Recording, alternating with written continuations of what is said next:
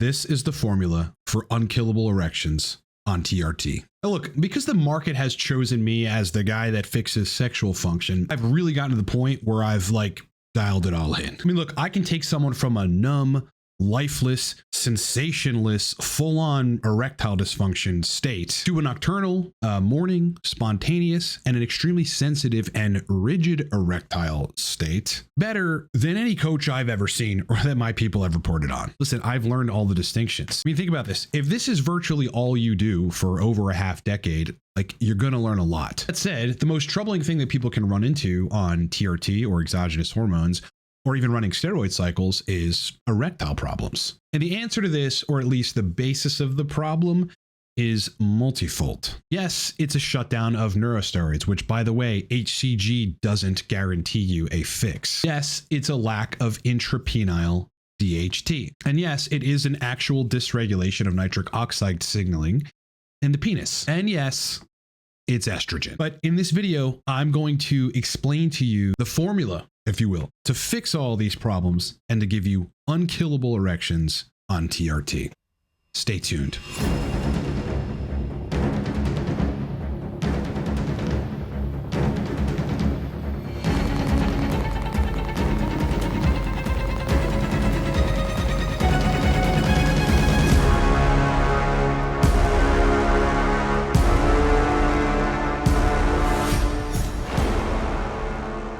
Intro to a Cortex Labs video is complete without a funny meme. So read them and weep, boys. All right, before we start the video, look, discounts on product. Cortex Labs is a performance optimization and hormone consulting company for men. We've got a range of different products ranging from nootropics to coaching. Right now, the most popular product is the Torque Nootropic Stack. It's basically Adderall without the side effects. It's buy one, get one free right now for a short time longer. Code is torquebogo, and the link is down in the description of this video. I execute the practical application of everything I've learned over the last nearly 2 decades in sexual function, TRT, hormone optimization, erectile dysfunction, host of other things into coaching. I've got a range of different programs ranging from TRT specific protocol redesign to ongoing one-on-one packages. You can hire me for any of those options in under a minute at livecortex.com. So let's break all of this down. So first of all, there's neurosteroids, right? As I alluded to in the beginning, I kind of just gave you the recipe for what's wrong, right? It's a lack of neurosteroids. You're not making them necessarily in adequate quantities via HCG. That's been tested in many of my clients. And you can even find examples on the web where progesterone was still bottomed out. DHEA still bottomed out while having HCG in the regimen. So it isn't going to guarantee you a fix of this problem. It has been proven that the use of DHEA or dehydroepiandrosterone replenishes intra-sex organ dihydrotestosterone, where really nothing else has the ability to do that in the presence of an exogenous hormone protocol, like using TRT. DHEA does a lot of wonderful things, like if you're taking an AI to get your estrogen in the sweet spot so that you have adequate erections and libido. DHEA also will convert some into estradiol to kind of keep a balance there so you're not crashing estrogen. Again, these guys crashing estrogen are on TRT and TRT only, and they're having some estrogenic issues, and they're taking an AI. It's usually Arimidex, drops too fast, too quick, and then they have problems. I mean, DHEA alone would solve that problem for a lot of people. But it's really the backdoor facilitation of DHT in the sex organ that is very critical in the use of DHEA, which is why at this point, I believe DHEA should be in everybody's TRT protocol. Pregnenolone, yes, not only is it going to help GABA A receptor functionality, cortisol, and thus kind of help you remain calm and cool, but still with solid energy. It's also going to convert to some of these other downstream hormones like DHEA, which is going to convert to testosterone, to estradiol, to intrasex organ DHT. All right, so number one, have DHEA and pregnenolone in addition to HCG in your TRT protocol.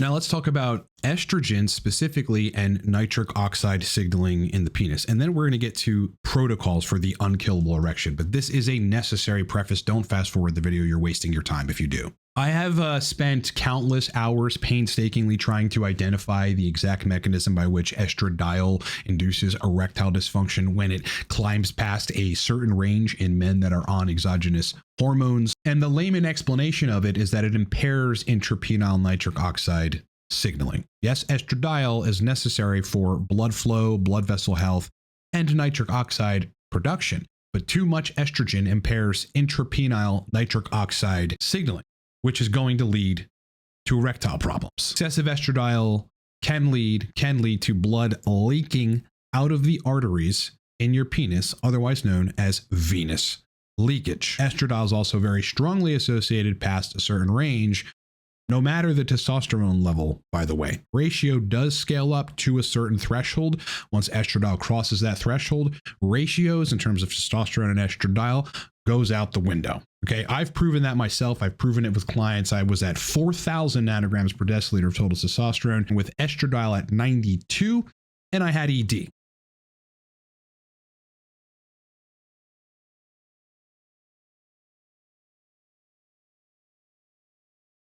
Well, when I got that estrogen down, obviously problem solved. But this paper, which is titled Estrogen Endocrine Disruptor Exposure Directly Impacts Penile Function, may give rise to an idea that estrogen receptor binding is also contributing to erectile issues on TRT. And what they found was by giving them a synthetic estrogen receptor alpha agonist caused a significant reduction in erectile tissue contractility. And the smooth muscle and the muscles in the vasculature of the penis cannot contract correctly when it's reduced in this case. Well, you're not going to have erections. In this context, it's an exposure to chronic and acute estrogenic compounds that may not necessarily be estradiol themselves, but do activate the estrogen receptors in the same manner. These are risk factors for the condition of erectile dysfunction. Now, relative to DHT, I did a documentary called Post-Finasteride Syndrome Deniers, which breaks down both the DHT-based mechanisms of erectile function and erectile dysfunction, as well as, in this case, the increase in estradiol causing erectile dysfunction, wherein we actually found the mechanism by which a lack of DHT and therefore an increase in estradiol causes ED in men. Have a listen. In castrated rats, the relative importance of testosterone and dihydrotestosterone for erectile function has been tested.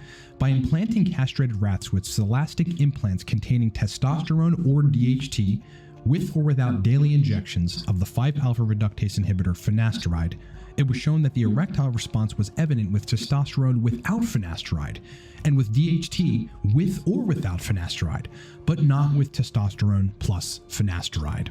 DHT is therefore the active androgen in the restoration of erectile function in castrated animals. So the lack of DHT, or even adequate DHT, but an increase in estradiol past a certain person's range is going to cause erectile dysfunction. I mean, this is the steroid subreddit, but all over it, there are low E2 versus high E2 threads. And in every one of them, you're going to find a pattern. And it's this right here. Too high E2, floppy boners, balls sit really high, overthinking in my head a lot, crazy strong, although nothing gives me more CNS drive than this.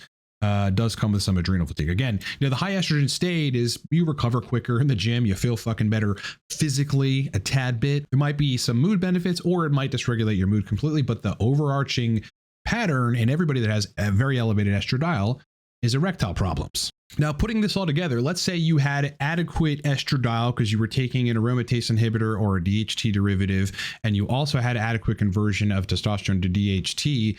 Would you still have erectile issues on TRT? The answer is in some cases, yes. And that is because your testosterone dose isn't high enough. You've been swayed by the help forums to lower your dose into oblivion, and that is not helping your erections. In fact, for some people, they have to go to these pretty high levels of testosterone, levels that are, by the way, like based on doses that are stigmatized. So it prevents people from doing it.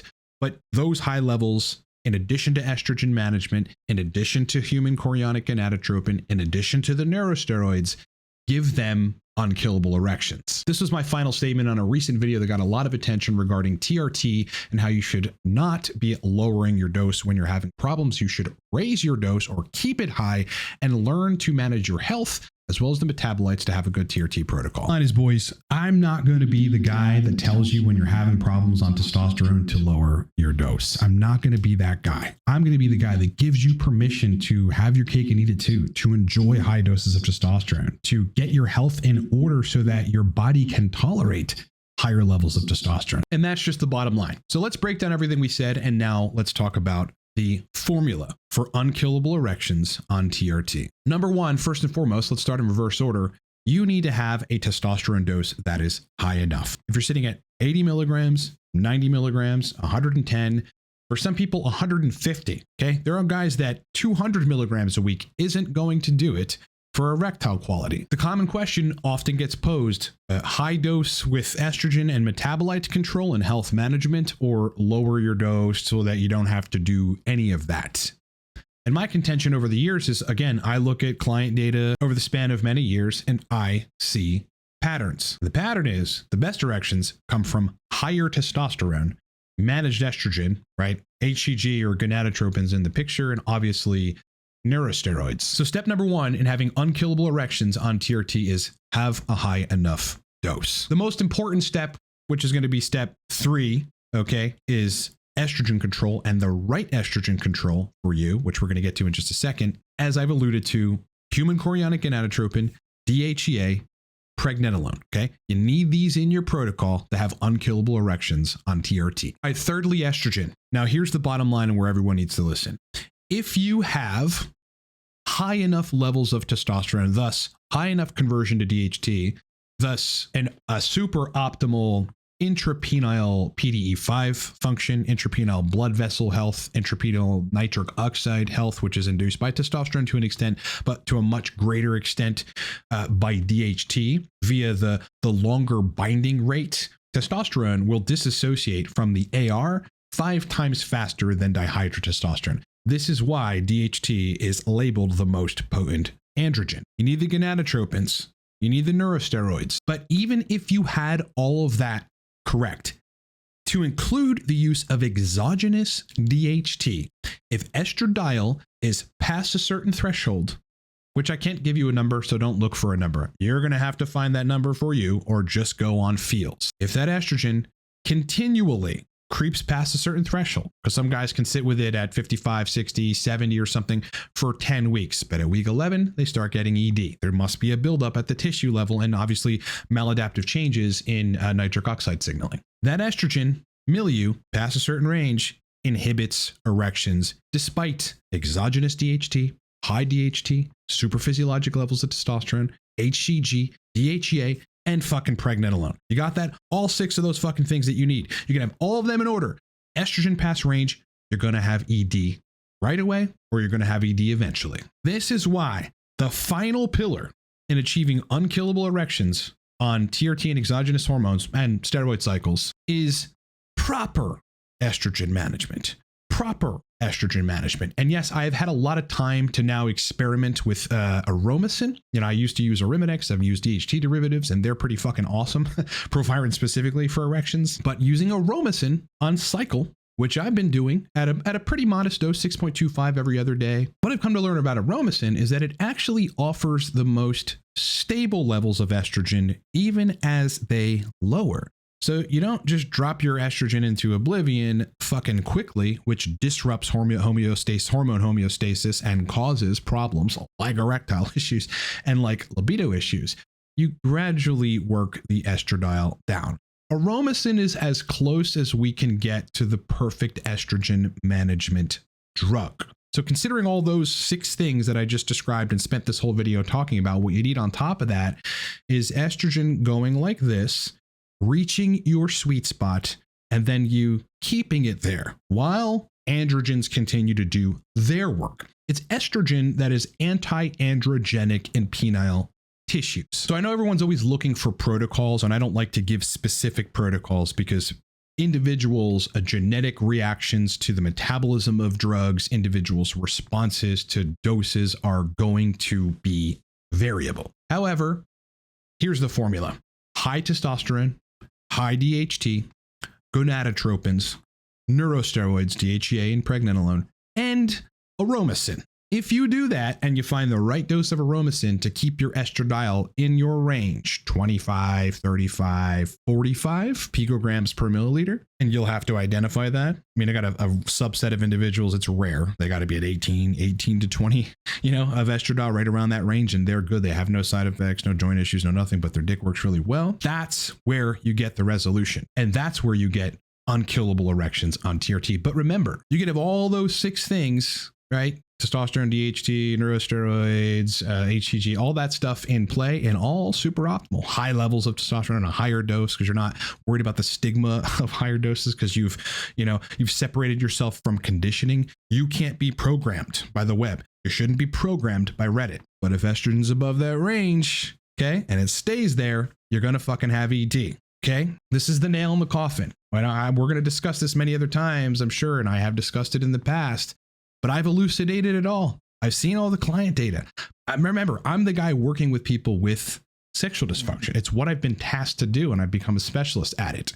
You have all these things right, but estrogen's over your range too consistently, you're going to fucking have dick problems. Now, I don't know what the dose, considering high test, HCG, neurosteroids, of Aromasin, as an example, is going to be for you. And again, we've discussed this before. This can be used interchangeably with the right DHT derivative, like Primo, Masteron, or Provider, but you've got to get the doses right. But specifically, I want to talk about Aromasin.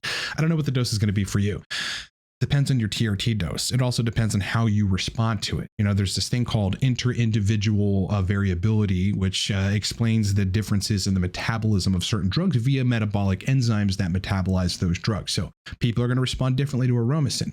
6.25 every third day, 6.25 twice a week, 6.25 once a week, 3.5 milligrams Aromasin once a week, 3.5 milligrams twice a week, 3 times a week. It really runs the gamut. But the estrogen control, and specifically with Aromasin, a lot of you guys have been asking when I'm going to talk about it and give it some love. I am now giving it some fucking love, boys. You have all these other things correct. You get that estrogen down where it doesn't cause problems, but it's not high enough to be inhibitory of all this other great work you're doing with high test and gonadotropins and neurosteroids. Then you achieve unkillable erections. Now, look, if you want to throw in 5 to 10, because 10 is obviously more effective than 5 milligrams of tadalafil a day into your regimen and learn how to tolerate that, because you might have some side effects for the first couple of days and then they go away, or maybe the first week, and then those side effects typically tend to go away with tadalafil. You're going to get blood pressure benefits from it, number 1, cardiac benefits from it, number 2, but erectile benefits from it, number 3. So finally, if you want unkillable erections, have high testosterone. Have high DHT, have gonadotropins, have DHEA and pregnenolone. Keep estrogen in a range where it's not inhibiting erections, because even though all those things are great, estrogen still inhibits erections. And run 5 to 10 milligrams, ideally 10, if you want super powerful, unkillable erections on testosterone, 10 milligrams a day. That is the formula. That's the strategy for unkillable erections. And if you think about it, all of this information has been present, has been available, has been divulged to you, to all of us across the web. The patterns in the subreddits on high E2 and what that does, regardless of testosterone, to erections, all of this has been there. My job, though, as a consultant on this that's passionate about it, maybe it's not even your job. You just want a TRT protocol that works.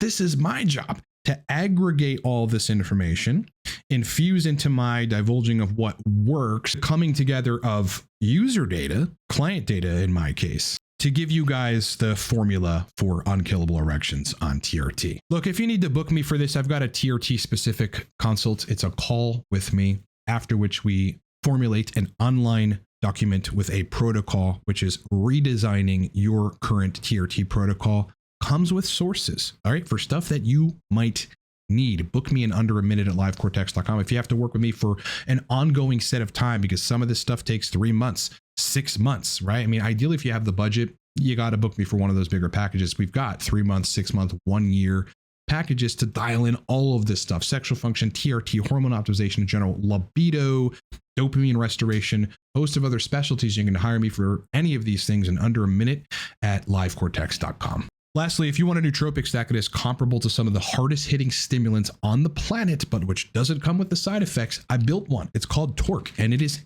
epic. Okay, you're not going to want to run out of this stuff. Buy a bottle, livecortex.com. Link is down in the description below. And right now it's buy one, get one free. If you don't leave this video and buy a bottle, maybe you have some money problems, and I understand, so good luck, brother. Otherwise, though, you're definitely missing out. Buy the stack. Take 2 capsules. Brain turns on. Thank me later. All right. brother. It has been an absolute pleasure hanging out with you. I hope you've gotten some value from this video. If you did, please hit the like button, hit the sub button, boys. Matters a lot. Much more content coming soon this week. Live stream this Saturday, 9 a.m. Eastern time. All right, be there, be square. Make sure you've got notifications set up so that you know when we're going live, so you can ask your question and have me live answer it on air. Enjoy the rest of your day. Enjoy the rest of your week. And boys, I'll talk to you on the next one.